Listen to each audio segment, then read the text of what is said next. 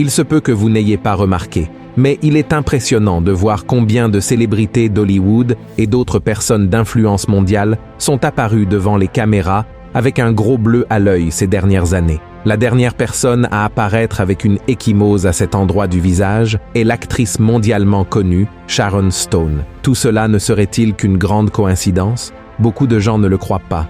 Et la question qui se pose est, quel type d'épidémie de l'œil bleu attaque autant de figures publiques?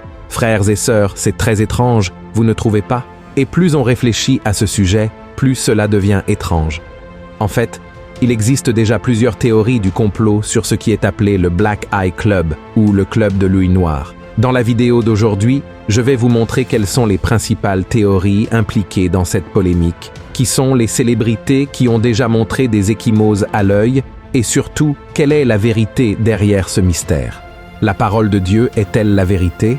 Dieu parle-t-il de cela? C'est ce que nous allons découvrir maintenant. Et avant de commencer, je vous demande de vous abonner à ma chaîne et d'activer la cloche de notification, car je veux vous aider tous les jours à comprendre la Bible de manière simple et facile, d'accord? Maintenant, allons-y. Récemment, l'actrice et supermodèle américaine Sharon Stone est apparue sur une photo avec un œil bleu. Cette image a inquiété les fans du monde entier, qui ont pensé qu'elle avait un problème de violence domestique. En raison de la réaction, Sharon a posté une vidéo sur son Instagram disant qu'elle allait bien et que tout cela n'était qu'un accident. L'actrice a expliqué qu'elle était dans un hôtel et qu'en se réveillant au milieu de la nuit pour aller aux toilettes, elle avait heurté son visage contre le marbre, ce qui avait causé l'ecchymose à son œil gauche. Elle a plaisanté en disant « Ça s'améliore, mais on peut dire que c'est un bon œil bleu.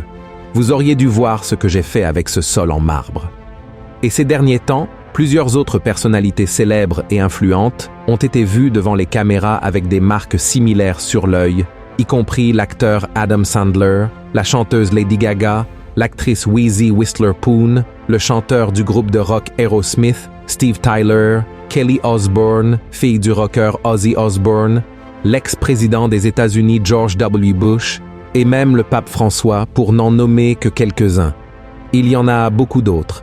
Les justifications pour ces marques bleues autour des yeux sont toujours les mêmes. La faute est toujours attribuée à des fans imprudents qui exagèrent dans leur proximité avec leur idole, ou à une chute, ou encore à un accident, comme cela aurait été le cas avec Sharon Stone dans la salle de bain de l'hôtel. Mais ces excuses sont-elles vraies?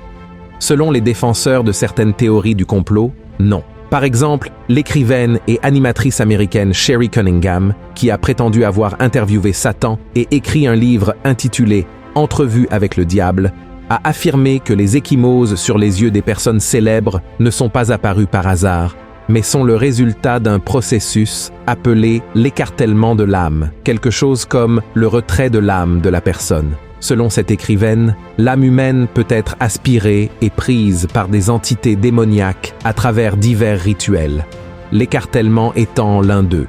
Toujours selon Sherry, ce rituel de Satan retire l'âme de la personne, laissant le corps vide pour être rempli par une autre entité, après que la personne ait accepté d'échanger son âme contre la célébrité, le succès ou le pouvoir. Et serait-ce une coïncidence que toutes ces personnes aient réussi à atteindre un niveau de succès bien plus élevé que la grande majorité des autres personnes dans leur domaine à travers le monde? Sont-ils vraiment meilleurs que tout le monde? Ou y a-t-il quelque chose d'obscur et de surnaturel derrière leur succès? À la fin de la vidéo, si cela vous a plu, je donnerai mon avis sur la question de savoir si quelqu'un peut ou non vendre son âme au diable. Mais d'abord, je veux vous montrer d'autres théories sur ce prétendu club de l'œil noir. Une théorie affirme que les personnes qui apparaissent avec des ecchymoses autour des yeux participent à un rituel d'initiation de haut niveau lié à des groupes élitistes comme les Illuminati, et que c'est pour cette raison qu'elles doivent apparaître en public avec cette marque. Et si nous analysons la situation, cela peut avoir beaucoup de sens. Après tout, ils ne cachent pas la marque. Ils créent simplement une justification pour elle. Contrairement aux objectifs originaux des Illuminati de Bavière, qui cherchaient à promouvoir la raison, l'éducation et la réforme sociale au XVIIIe siècle, les Illuminati d'aujourd'hui auraient pour grand objectif de contrôler le monde entier. Selon la théorie, les Illuminati sont derrière de nombreux événements mondiaux, manipulant les gouvernements, les économies et les sociétés pour établir un nouvel ordre mondial. On pense qu'ils influencent les dirigeants politiques et les figures de pouvoir, promouvant leurs agendas cachés à travers les médias, le cinéma, la mode, la politique et d'autres domaines influents dans la société. Les défenseurs de ces théories affirment que les Illuminati contrôlent les principaux médias, les utilisant pour manipuler l'opinion publique et maintenir la population sous contrôle. Cette prétendue manipulation médiatique inclut la diffusion de désinformation et la création de récits qui favorisent les objectifs des Illuminati. De plus, on pense qu'ils sont impliqués dans la création et le maintien de crises économiques et sociales, utilisant ces moments d'instabilité pour prêcher des changements qui favorisent leur domination mondiale. Les Illuminati sont également associés à des symboles et des rituels occultes, certaines théories affirmant qu'ils utilisent ces éléments pour démontrer leur liberté et leur contrôle sur tous les êtres. Certains croient que les célébrités et figures publiques qui affichent certains symboles ou gestes signalent leur loyauté envers les Illuminati, comme on peut le voir avec les personnes ayant les yeux blessés. Il y a aussi ceux qui croient qu'il existe un lien entre ces ecchymoses et le culte du dieu soleil égyptien, Horus. Horus avait l'œil gauche noir représentant la lune, tandis que le droit était blanc représentant le soleil. En plus de ces théories, il existe encore une croyance selon laquelle les ecchymoses à l'œil gauche sont un signe du diable. Un journal de 1879, intitulé Freeman, a enregistré que l'œil noir est clairement un signe de Satan. Mais nous n'avons pas beaucoup d'informations sur cette croyance. Enfin, une autre question souvent évoquée est celle des ecchymoses résultant de coûteuses injections d'une substance appelée adrénochrome. Selon cette théorie, les enfants recrutés dans le monde entier sont torturés pour obtenir cette substance, car lorsqu'une personne est terrifiée et sur le point de mourir, elle produirait supposément un liquide appelé adénochrome. Chacun d'eux produit seulement 10 millilitres de la substance qui doit être retirée du corps immédiatement après la mort et appliquée sur une autre personne pour provoquer le rajeunissement. Cela expliquerait pourquoi beaucoup de riches et célèbres semblent ne jamais vieillir. Les scientifiques disent que tout cela est une théorie du complot, car le liquide adénochrome est aujourd'hui extrait d'animaux et vendu dans divers laboratoires, étant accessible à tout le monde. Par conséquent, il n'a pas de sens qu'il y ait un réseau de trafic humain pour obtenir cette substance. Maintenant, je veux parler avec vous de la théorie selon laquelle une personne pourrait vendre son âme au diable. Est-ce vraiment possible? Et la réponse est non. Ce n'est pas possible. Nous ne pouvons offrir à personne ce qui ne nous appartient pas. Personne ne peut vendre sa propre vie au diable pour la simple raison que la vie ne nous appartient pas. Nous appartenons tous à Dieu et nous sommes à lui, comme nous le lisons dans le psaume 8 et dans Éphésiens chapitre 2. Ainsi, lorsque l'on dit qu'une personne a vendu son âme au diable, ce que cela signifie vraiment est que cette personne a fait un pacte pour atteindre ses objectifs à tout prix, sans se soucier de sa propre condamnation. C'est une manière de parler, comprenez-vous? Il est possible de choisir, librement et volontairement, de se détourner complètement de Dieu et de décider de revenir vers lui et de se convertir de ses mauvaises voies. Dans ce cas, Dieu pardonne toujours. Il suffit de demander pardon avec sincérité et de croire que Jésus est notre unique sauveur et libérateur.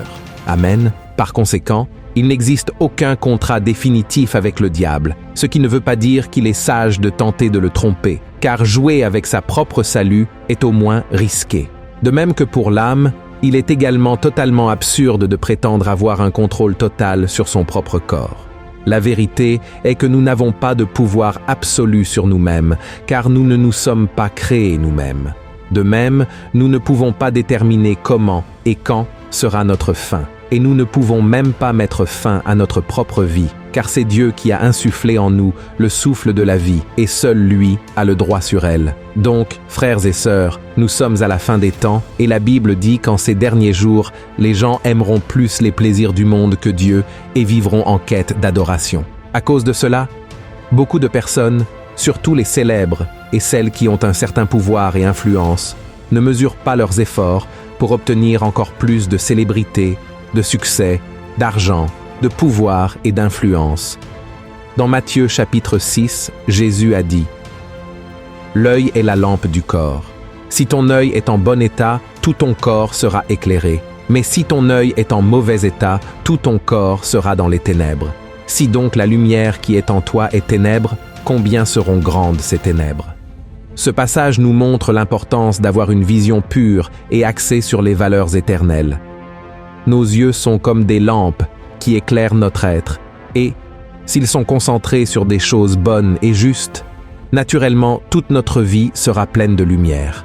En revanche, si nos yeux sont tournés vers des désirs et des ambitions erronées, notre vie sera certainement pleine d'obscurité. Malheureusement, beaucoup tombent dans le piège de l'ennemi en donnant la priorité à la quête de pouvoir, de célébrité et d'argent. C'est pourquoi il est si important d'être généreux, de garder les yeux fixés sur Jésus et sur les valeurs qu'il nous a enseignées. Ce n'est qu'ainsi que nous pourrons vivre une vie pleine de lumière, de paix et de véritable satisfaction. Amen.